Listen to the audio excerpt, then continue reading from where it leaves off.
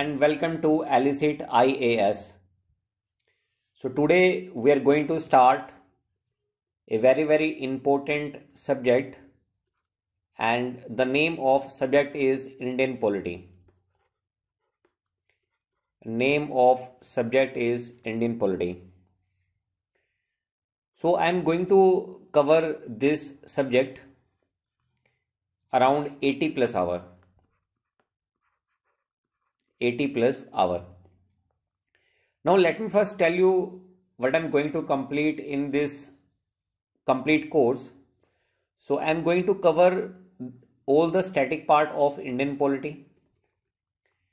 Apart from this, I will also cover the dynamic section of Indian polity. And I will also discuss previous year question paper also.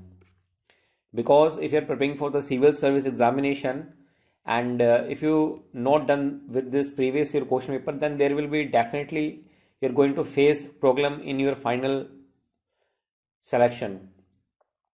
So whatever you are going to study, please first see the previous year question paper. It will really help in eliminating the options while you are appearing for your civil service examination. Now I will also give you current affair MCQs. I will also give you current affair MCQs. So whatever you paid in the form of money is going to worth.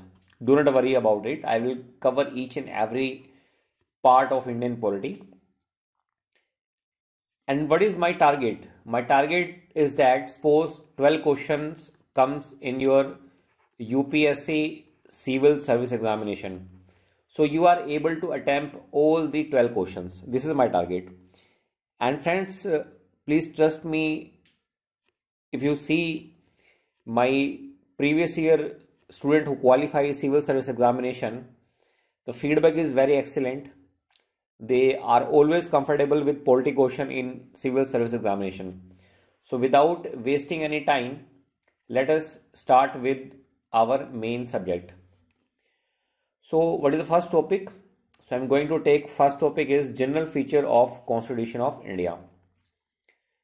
So I'm going to start with first topic, and first topic is general features of Constitution of India. General features of Constitution of India. So let us start with this topic. General feature of Constitution of India. Fine. Now let me give you some important points. Now if I say this word, the Constitution of India, always remember this line, the Constitution of India is known as fundamental law of land, or you can say that Constitution of India is the fundamental law of land. Now why it is fundamental law of land we will discuss later, but let me give you at least this statement. The Constitution of India, the Constitution of India is the fundamental law of land. Is the fundamental law of land. Now remember this statement. The Constitution of India is the fundamental law of land. Now why it is called by the name of fundamental law we will discuss later, but before discussing this statement, let me ask you about the definition of the word beautiful. Suppose this is one word and I would like to ask you what is the definition or what do you mean by beautiful word. Someone will say, sir, Taj Mahal is beautiful. Taj Mahal is beautiful. Someone will say, sir, Deepika Padukone is beautiful. and someone will say, sir, nature is beautiful. So if you ask the definition of beautiful by different peoples, the different peoples will give different answers. Someone will say Taj Mahal, someone will say Deepika, someone will say nature, and someone may say Aishwarya. Now always remember, this is okay in case of beautiful, but if we're going to discuss in case of law, always remember, law can never be, always remember, law can never be arbitrary and ambiguous. Law can never be arbitrary and ambiguous. Ambiguous. Always remember. So law must be, always remember, law must be written. Law must be written, comprehensive. Law must be written, comprehensive and clear. Always remember. So law can never be arbitrary and ambiguous. Like if you see the definition of beautiful, someone is saying Taj Mahal, someone is saying Deepika, someone is saying nature, but this is not valid in case of law. So always remember, law can never be arbitrary and ambiguous. Arbitrary or ambiguous. So law must be written, comprehensive and clear. Always remember these lines. Now if you read the first statement I am giving to you, the Constitution of India is known as a fundamental law of land. Now why I said this? Because all other laws, rules, regulation, policies, actions, they are derived in the spirit of Constitution of India, and that's why it is described as the fundamental law of land. So I'm giving you another point which is very, very important. So I'm giving you this point. All other laws,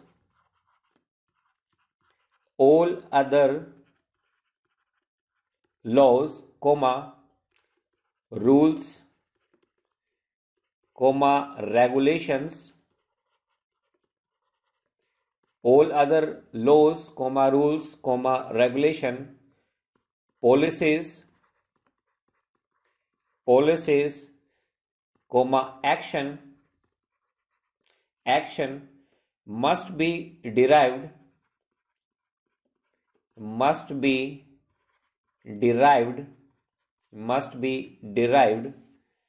in the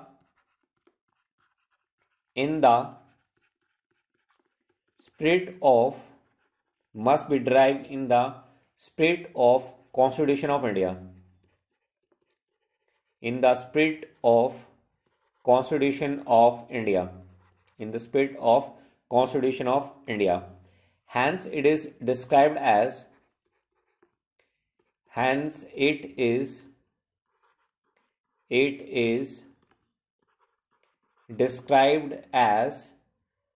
fundamental law of land. Fundamental law of land. So this is very, very important. So I give you this point because all other laws, rules, regulations, policies, actions must be derived in the spirit of Constitution of India. Hence it is described as the fundamental law of land. So I think this is very much clear to you. I already discussed this point. The Constitution of India is the fundamental law of land. Fine. So I am writing this line once again. So remember this, Constitution of India. Remember this line. Constitution of India is the fundamental law of land. fundamental is the fundamental law of land. Fine. I think this definition is very much clear to you. This may be question in your mains paper for 8 marks or 10 marks. Why Constitution of India is known as the fundamental law of land? So you can write, because all other laws, rules, regulation, policies, action must be derived in the spirit of Constitution of India. Hence, it is described as the fundamental law of land. Now, as I give you example, what do you mean by the word beautiful? So every person is having different meaning of the word beautiful. So this is valid in case of beautiful, but if you come to the law, this is not valid in case of law. Law must be written, comprehensive and clear. So always remember, this is very important. Always remember this line: law must be, always remember, written, comprehensive and clear. Fine. Always remember this. Law must be written, comprehensive and clear. Fine. I think this is very much clear to you. Let us proceed further. Now, broadly speaking, laws can be classified as natural laws, statutory laws or constitutional laws. So, broadly speaking, law can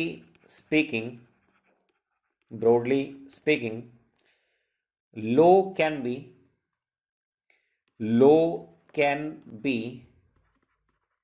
classified as, first you can classify the law as natural laws.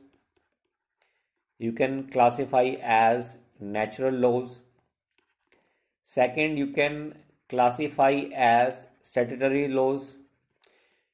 These laws made by the legislature, either by the parliament or state legislature. And third is constitutional law. Third is nothing but your constitution law. So always remember, in the broad sense, law can be classified as natural law. It may be classified as statutory law, or it may be classified as a constitutional law. So in a broad sense, we classify in 3 types. Remember all these 3 types.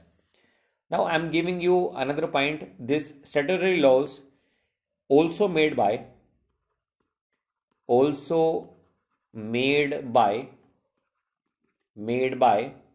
legislature. So I'm writing in bracket, either by the parliament, or I'm talking about state legislature. Fine. So I think this is very much clear to you that what do you mean by the Constitution of India? The Constitution of India is known as the fundamental law of land. And why it is called by the name of the fundamental law of land? Because all other laws, rules, regulation, policies, action, they are derived in the spirit of Constitution of India. And I also give you one point that law must always be written, comprehensive and clear. And now I classified this law as natural law, statutory law and constitutional law. I think this is very much clear to you. Fine. Now, being as a citizen, what is most important for us? Being as a citizen, the most important for us is nothing but part 3 of the Constitution of India. Now, why the part 3 of Constitution of India is important for us? Because this part 3 of Constitution of India basically discuss about fundamental rights.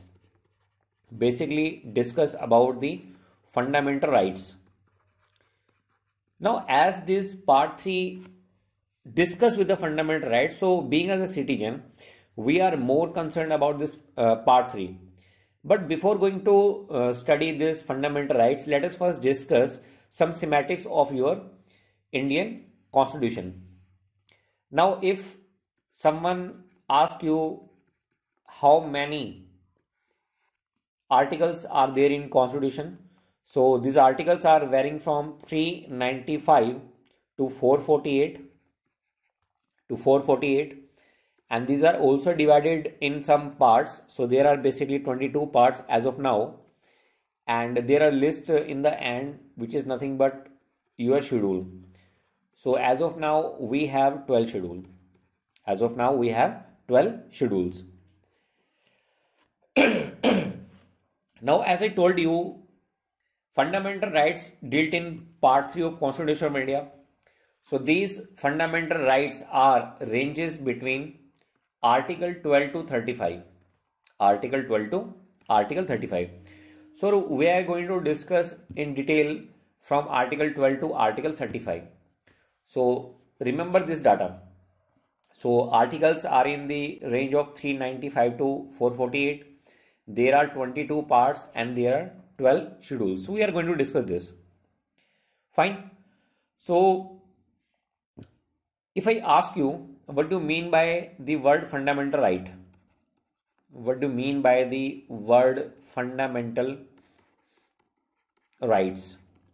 I think everybody is having one common doubt, sir. I know the meaning of right, but I have a doubt, and this doubt is, what do you mean by this word fundamental? Why these rights are called fundamental? So let me give you the definition of this word fundamental, why this is known as fundamental rights. So the definition of fundamental right is that these are the rights given by, these are the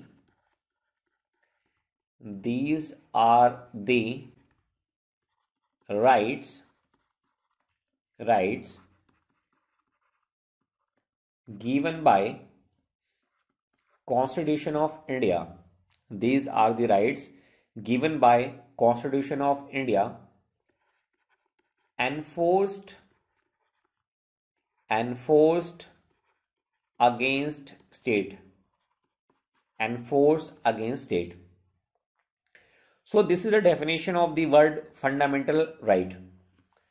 Now if you see, I give you the definition. These are the rights given by Constitution of India, enforced against the state. Now we have to first discuss what do you mean by the word state, because this is very important to know before proceeding in detail about the fundamental rights. So let us first start with Article 12.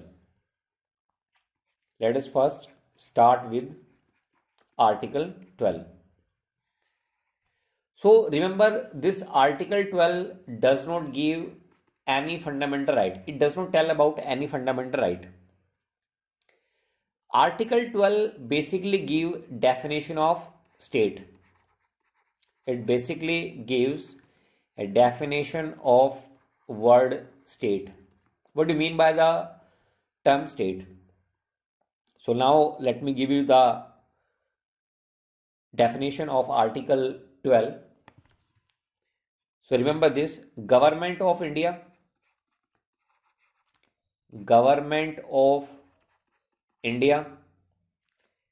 comma, Parliament of India,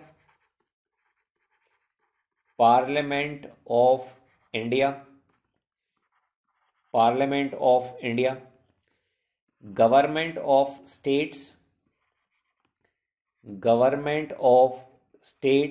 comma, Legislature of States, Legislature of States, and all other local authorities and all other local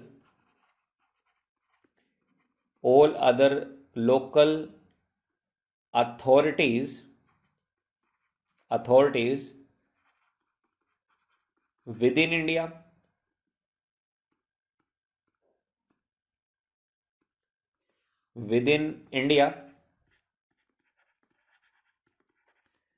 or outside India, within India or outside India, but within the control of India, but within the control of India, but within the control of India. So this is the definition of Article 12. So as I told you, Article 12 does not tell about any fundamental right. It does not tell about any fundamental right. Rather than it gives the definition of the word state. It gives the definition of word state. So what do you mean by this Article 12? Article 12 say Government of India, Parliament of India, Government of States, Legislature of States, and all other local authorities within India or outside India, but within the control of Government of India. So this is basically the definition of Article 12. So you must remember this Article 12. At least you remember this, because this definition is very, very important when we proceed further now. So this will really help. So always remember Government of India, Parliament of India, Government of State, Legislature of State, any other local authorities like your CBSE board or your any other boards, control board, pollution control board, PCB, they all are under this Article 12. Now if I ask you, is police come under Article 12? Yes, police come under Article 12. If I ask you RAW, RAW, Research, Analysis and Wing, comes under Article 12? Yes, it comes under Article 12. So always remember the definition of Article 12. Now, as you know very well, India is a democratic country. Fine. So let us discuss further. As you know very well, India is a democratic country. India is a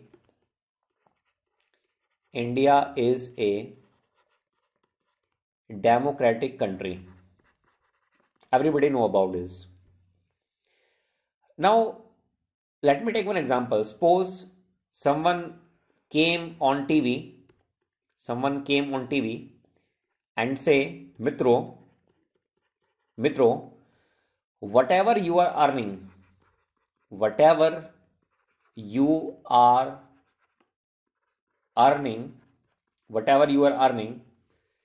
you have to pay flat 20% of your income as a tax. Now can Prime Minister Modi Saab can say this statement? I'm just asking you, can he say this statement? Yes, the answer is yes, he can say like that. Now if I ask you, or this question may be asked in an interview, who is going to stop this? So remember, the first who is going to stop this is your opposition. Opposition means Rahul Gandhi. Now suppose both Rahul Gandhi and Modi Saab became friends. Both became friend. Modi Saab and Rahul Gandhi became friends. Then who is going to stop Modi Saab? Next is come your judiciary. Next is your judiciary. Now suppose this Modi Saab and this judiciary, suppose Supreme Court judge, they are also become friends. Then who is going to stop? Constitution. So always remember, this type of situation maybe arises, but nothing is above Constitution. So always remember, in India or in a democratic setup, what is above? above is Constitution of India. Always remember this. So I'm going to draw one pyramidal structure. So I'm going to represent a pyramidal structure. So always remember. So here citizens comes, here citizen comes, and above is your Constitution of India, and state comes between your Constitution and your citizen. So whatever state is doing, whether it is wrong or right, then it may be stopped by the Constitution of India. So nothing is above Constitution. Constitution is supreme. And always remember this question already asked in UPSC. This Constitution is nothing but it is a breathing document or living document. It is living or breathing document. So Modi Saab may be stopped by the opposition or he may be stopped by the judiciary, but always remember no one is having unlimited power, because in India is nothing but a democratic setup, and in democratic setup what is supreme? Constitution is supreme. So this concept is known as, in the technical term, this concept is known as lex rex. Lex rex is a Latin word. So please use this word if this question came in your mains paper.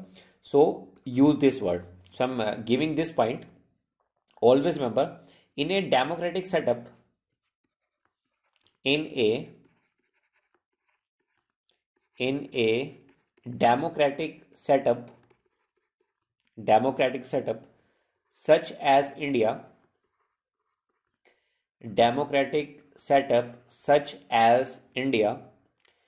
the supreme power is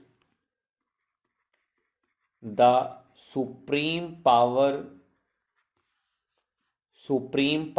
is the Constitution of India. Supreme power is the Constitution of India. Supreme power is the Constitution of India. This is known as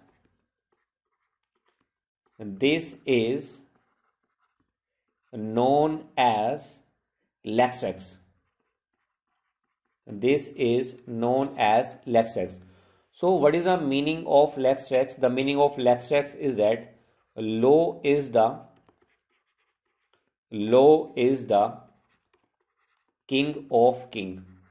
Law is the king of king. So I give you all the possible points. So always remember these points, because these points are very, very important. Fine. So I think everybody is having a very clear-cut idea. So always remember, final answerability is the fundamental law of land. So I'm also giving you this point. So let us write this point also. Hence,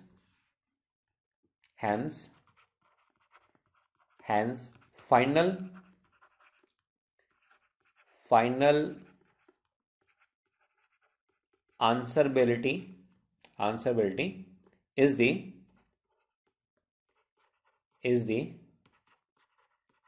fundamental law of land.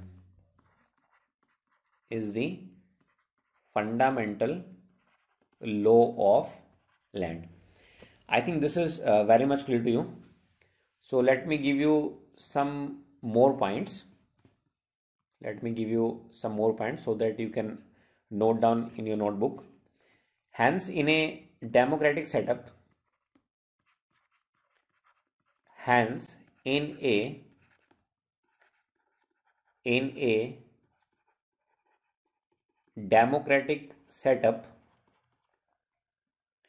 although the real source of power is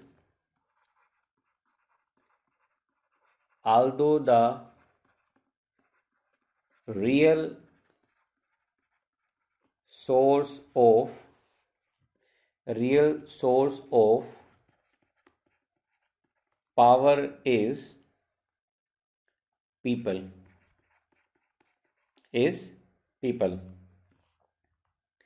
However,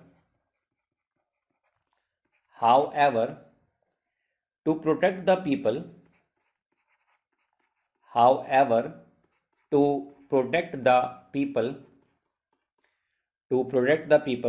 from the overwhelming power of state, overwhelming power of state, power of state, fundamental rights have been guaranteed. Fundamental rights have been guaranteed.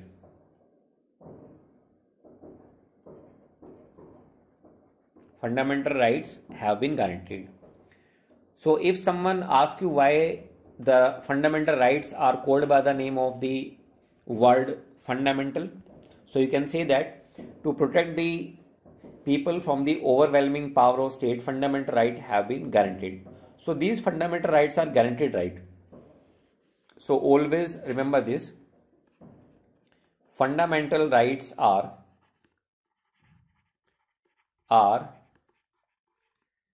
guaranteed rights. Fundamental rights are guaranteed rights. So remember all these points. Fine. Now let me give you another point also. Thus without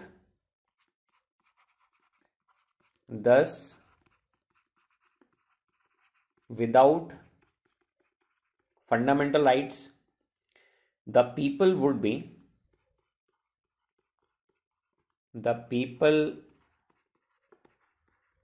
be reduced to merely animal existence. Animal existence. Now if fundamental rights are not guaranteed rights, then people will be treated as an animal. Fine.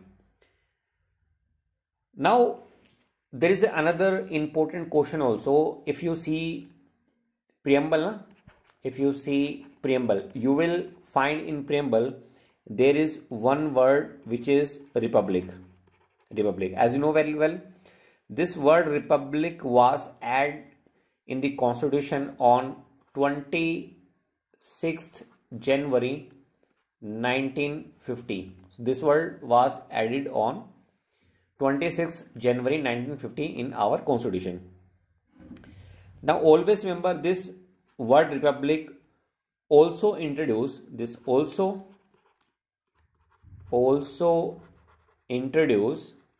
concept of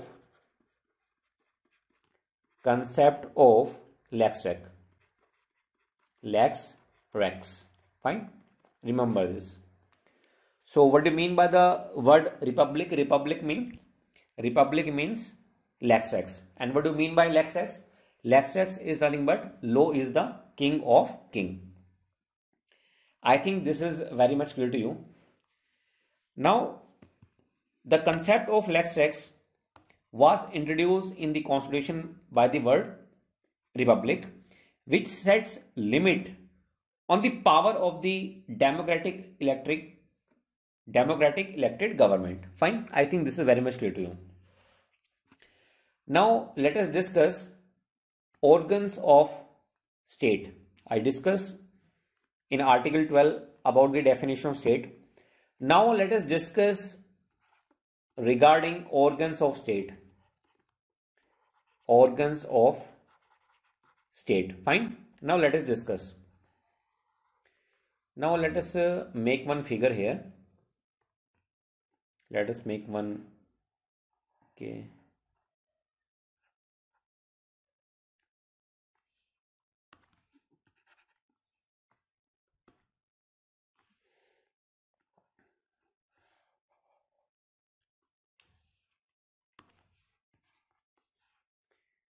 So let me rub this and let us take one figure here. Okay, let me remove this also.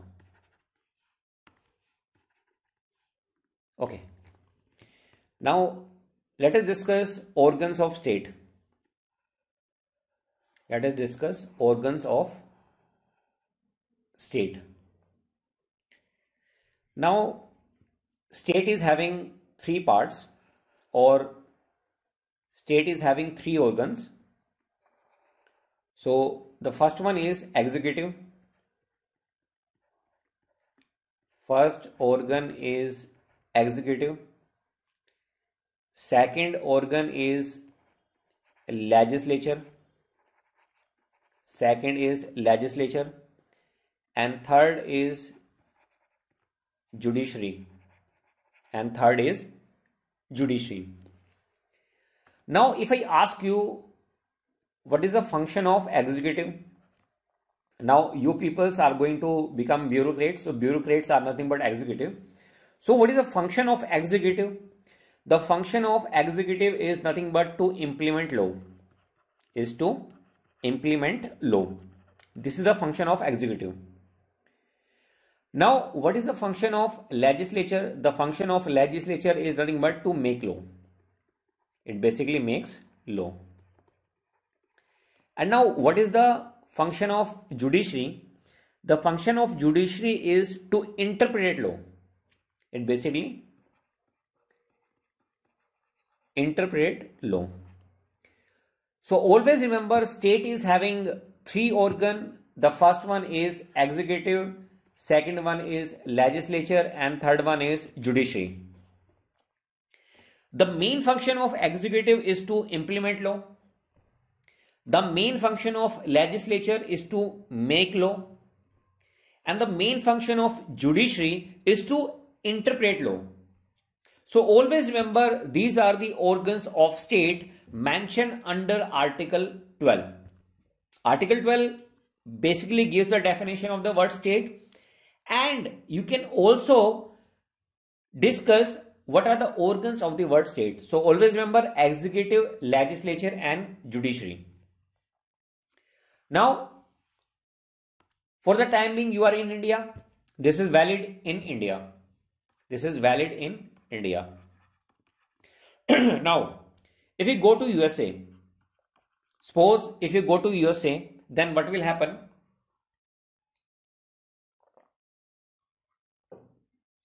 Now let me make another chart here.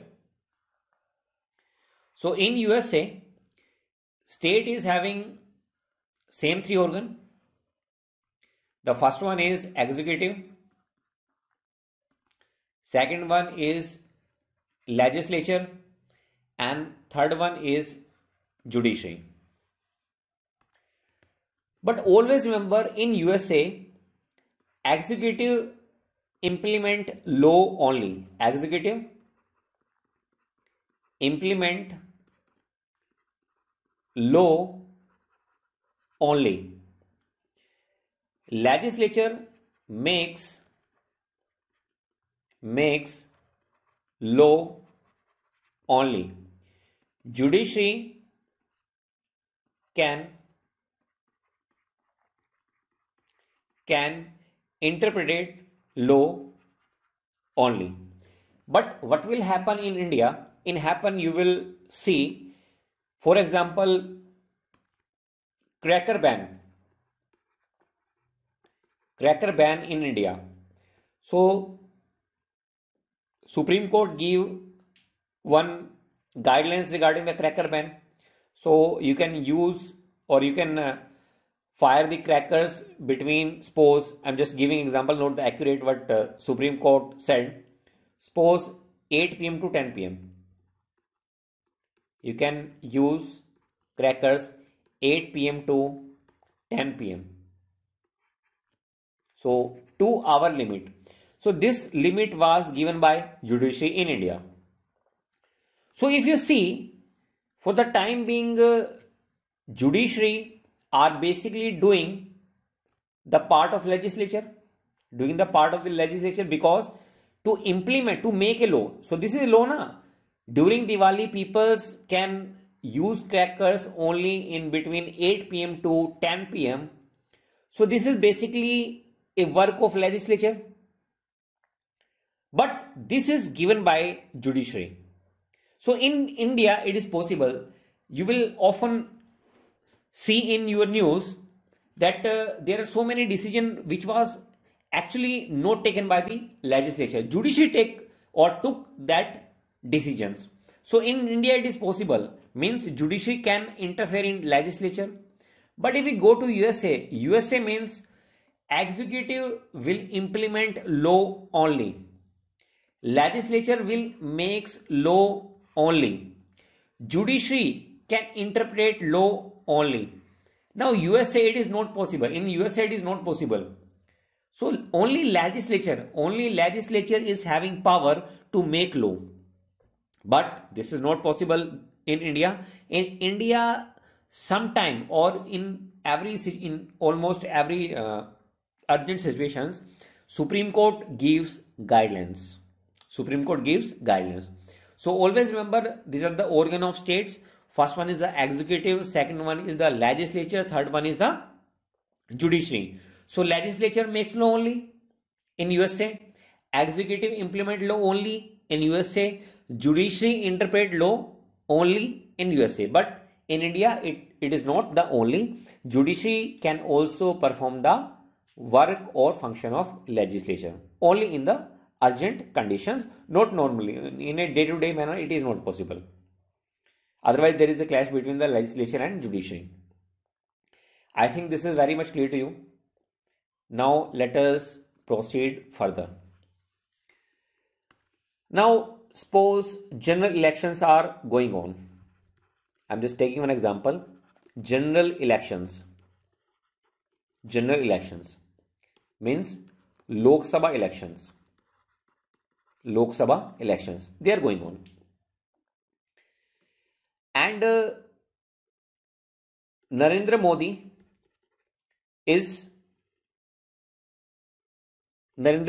is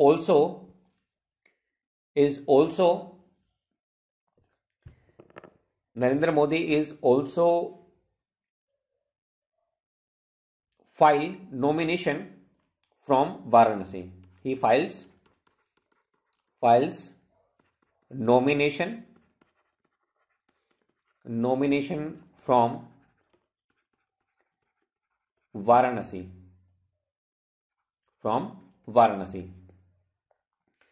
Now later on, what will happen? What happened? Narendra Modi became Prime Minister. Now, what is my question? My question is that you are citizen and you belongs to the Varanasi constituency. So I would like to ask you, you vote na? You vote in Lok Sabha or you vote for general election. So whom did you vote for? You vote Narendra Modi as member of parliament or you vote Narendra Modi as Prime Minister?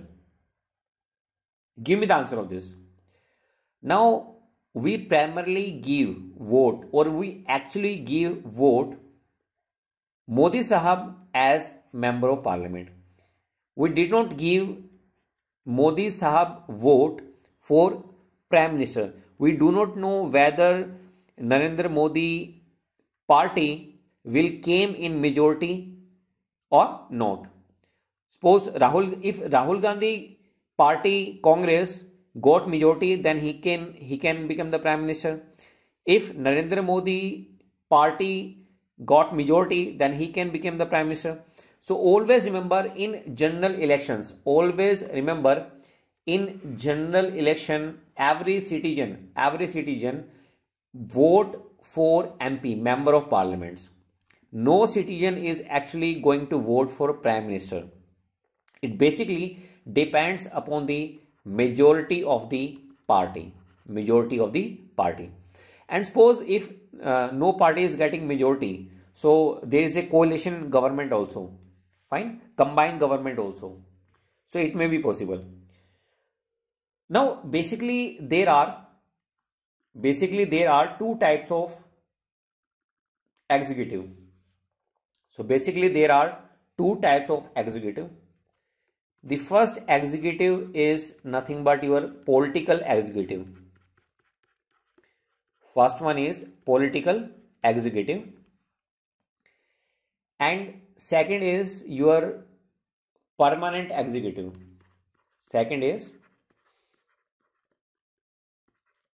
permanent executive.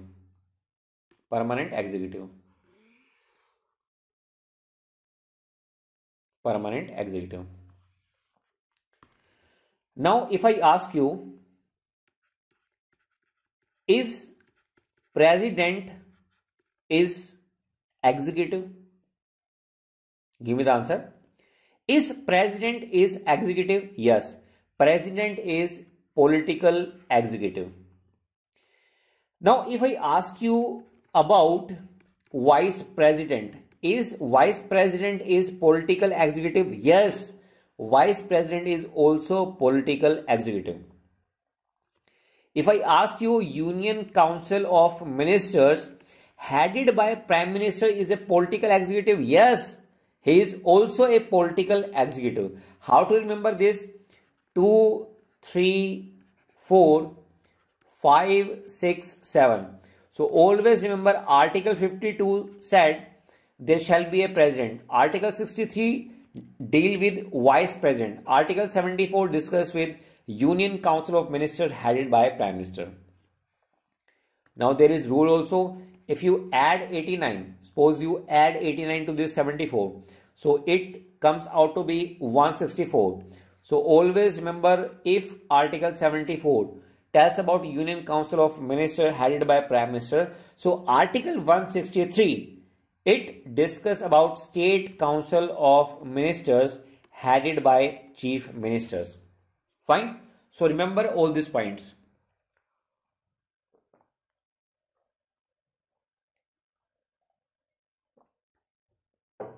So there are basically two types of executive.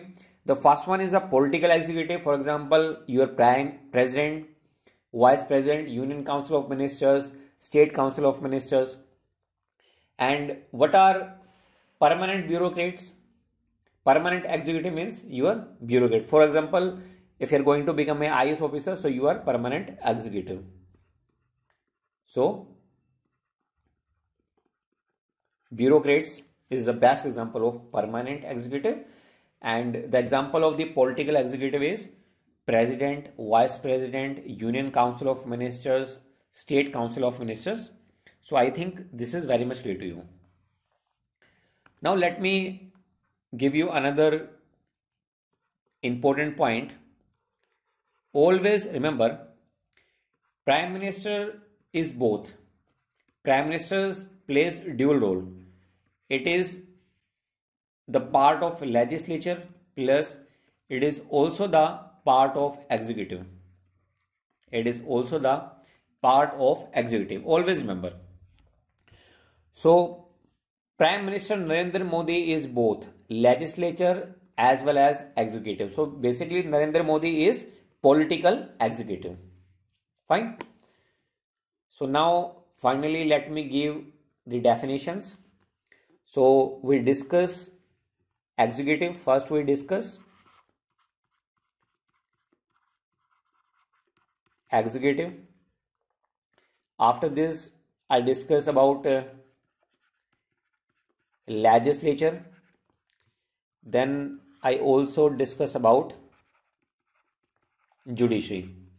So basically there are three organs of the word state or Article 12: executive, legislature and judiciary. So always remember, executive is responsible for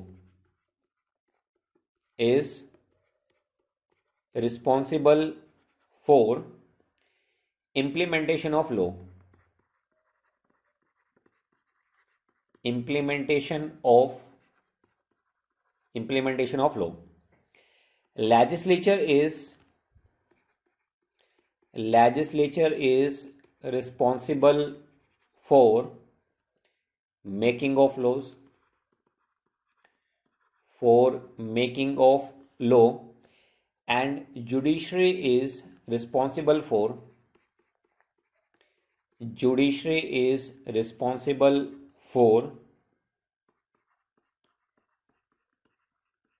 interpretation of laws.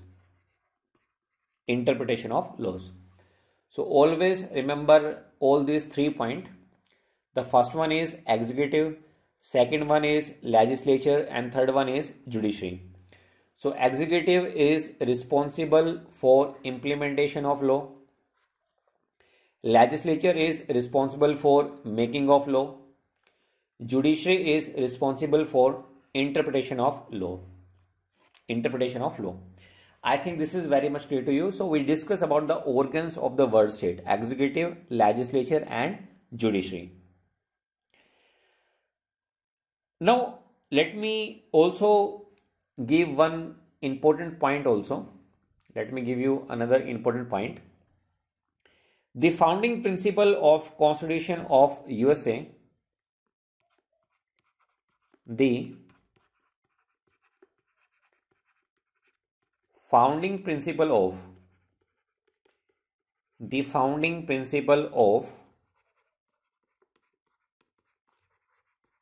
Constitution of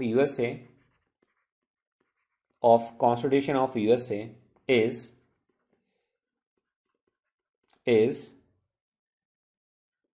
strict application of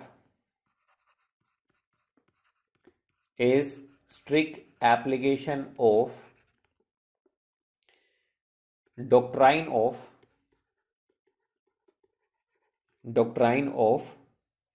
separation of power.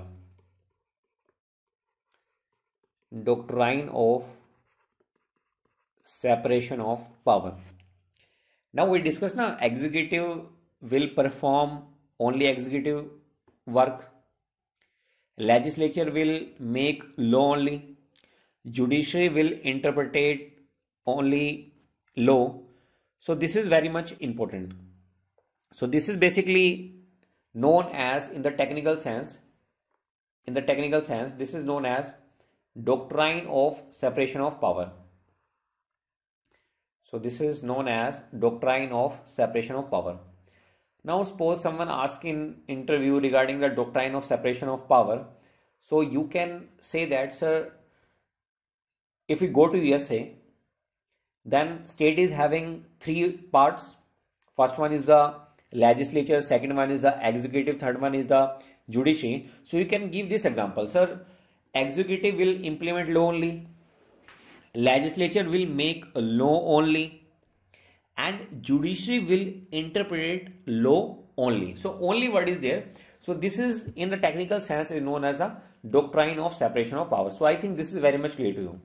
Doctrine of separation of power. Fine. Now, why in India it is not a strict interpretation? India practice the doctrine of separation of functions. So in India, remember this point, while in India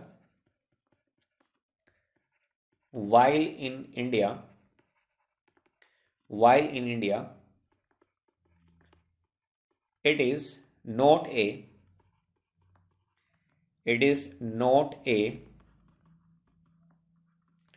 strict interpretation. It is not a strict interpretation. India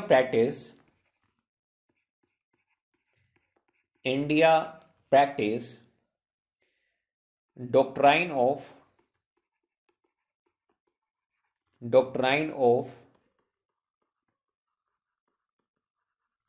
separation of functions. India practice doctrine of separation of functions. Now let me go back. We'll discuss one chart here. If you remember this chart, na? Organs of state. So if you see this, na? If you see this,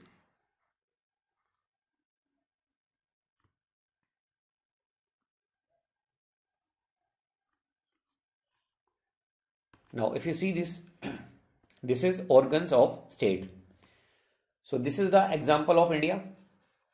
This is the example of India. This is example of USA. So in USA, legislature will make law only. Executive will implement law only, and judiciary can interpret law only. So only word is here. So only word is here, only word is here, only word is here. So that's why this is known as doctrine of separation of power. So in the technical terms, this is known as doctrine of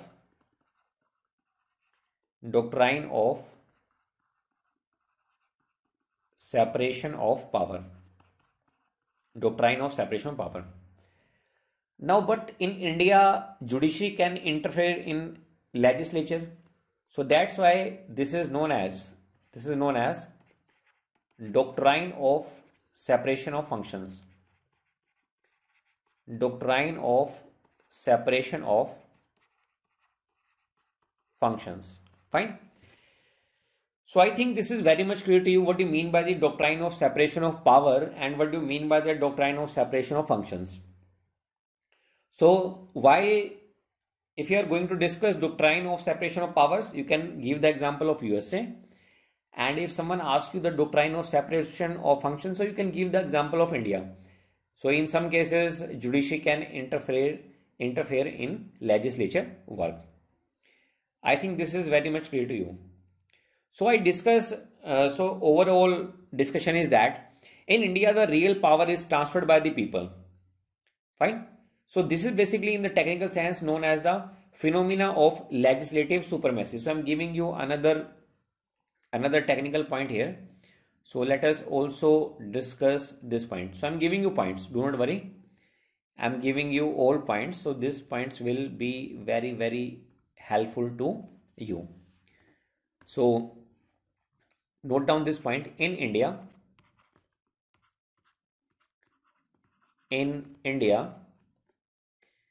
real power is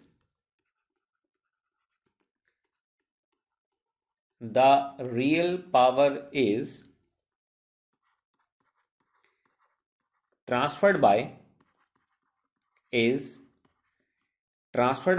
the people. Transferred by the people. The source of people means the source of power in a democracy. In a democracy. Bracket close. To the legislative. To the legislative. So this is known as the this is known as the phenomena of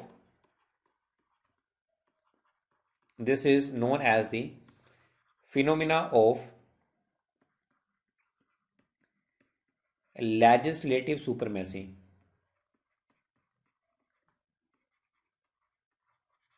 This is known as the phenomena of legislative supremacy. So I can also give you this point also. Legislative perform a dual role of both legislative as well as executive. I give you the example of Prime Minister Narendra Modi. However, executive being the secondary role is answerable to the legislature. So let me give you this point also. Legislative performs a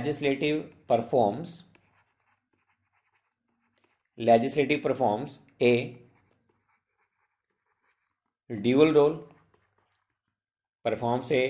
role of both legislative and executive.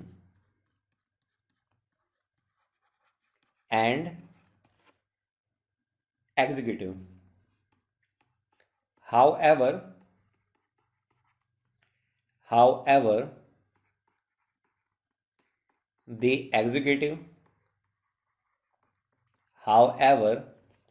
the executive being the executive being the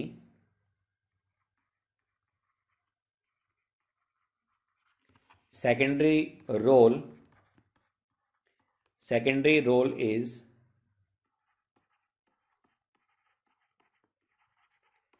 answerable to the legislature. So remember, legislature perform a dual role of both legislative as well as executive. So however, executive being the secondary role is answerable to the legislature. Answerable to the legislature. So this is very important. Fine. So this is called as phenomena of executive is responsible to the legislature. So remember, this is called as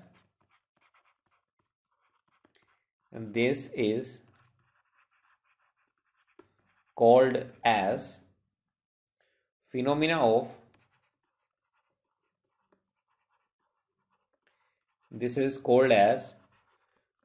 of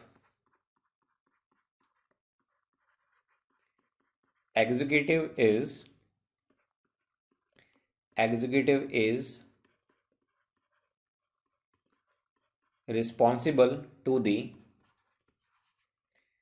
responsible to the legislature. So this is very important. This is called as the phenomena of executive is responsible to the legislature. So in India, Prime Minister Modi is responsible to the legislature, or all the ministers are responsible to the legislature. So this is the foundation of the parliamentary democracy. So this is also important point. So this is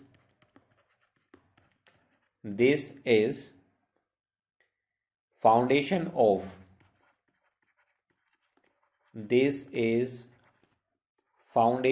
of parliamentary. This is foundation of parliamentary democracy. Now suppose in mains there is a question regarding the parliamentary democracy, so you can use all these things. The phenomena of executive is responsible to the legislature, you can use this. So there is no exception to this law. While in presidential democracy the executive is not supreme, and hence executive is not responsible to the legislature. So I'm also giving you this point. Remember this point. In presidential democracy,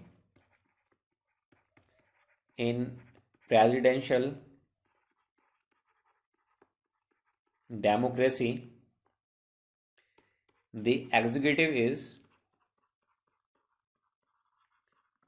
executive is supreme.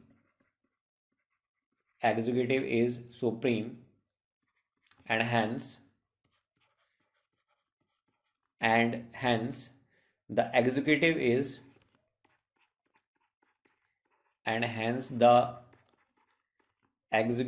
is not responsible to the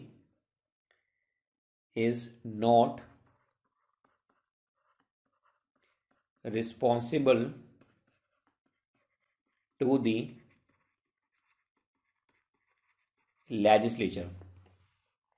So I'm giving you some examples. Example of presidential democracy is of USA, Donald Trump, which is not responsible or answerable to the legislature. Now if we take another example of legislature democracy or parliamentary democracy. So example of parliamentary democracy is India. Prime Minister is Narendra Modi. Narendra Modi, which is answerable to the legislature. So friends, we discuss in this video basic of fundamental rights. What do you mean by the definition of fundamental rights? Then we discuss about the Article 12. So before ending this video, let us revise what we discussed in this video. So as I told you, while I start discussing Indian polity, so I told you the Constitution of India is known as the fundamental law of land. Now why it is called by the name of fundamental law of land? Because all other laws, rules, regulation, policies, actions, they are derived in the spirit of Constitution of India. Fine. Hence it is described as a fundamental law of land. Then I told you law can never be arbitrary or ambiguous. It must always be written, comprehensive and clear. I give the example of this word beautiful. Na? Beautiful is what? Arbitrary and ambiguous. While law can never be arbitrary or ambiguous. Then I discuss fundamental rights. So being as a citizen, what is important for us? Important for us is part 3, because part 3 deals with the fundamental rights. So we discuss the schematics of the Indian Constitution. For example, articles. So articles are in the range of 395 to 448. There are 22 parts and 12 schedules. Then we discuss a pyramidal structure under Article 12. So the definition of Article 12 is Government of India, Parliament of India, Government of States, State Legislature, or any other local authority within India or outside India but within the control of India. We discuss all these things. We discuss the concept of lex talionis, which is very, very important.